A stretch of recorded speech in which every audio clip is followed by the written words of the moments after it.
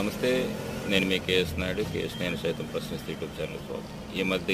ఈ మధ్య కాలంలోనే సెన్సేషనల్ న్యూస్ అయినటువంటిది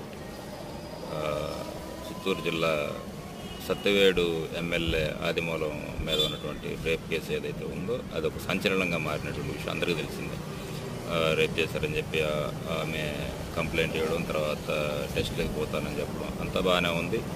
కానీ ఏం జరిగేది ఏమో తెలియదు. కానీ కోర్టులో మాత్రం కేసు విత్డ్రా అవుతున్నట్టు బిల్ వేశారు. ఆల్రెడీ కోర్టు కూడా కేసు విత్డ్రా అవుతుందని అంటున్నారు. సో దీన్ని బట్టి ఏమర్థమై ఉంటుంది?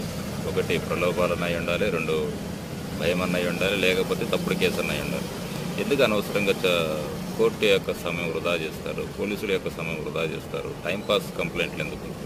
ఇలాంటి కంప్లైంట్ల వల్ల వాస్తవాలు మరుగున పడతాయి. అది రాజకీయ ప్రేరణ లేకపోతే ఇంకోటి అనేది వాళ్ళ విజ్ఞతగా వదిలేస్తున్నారు.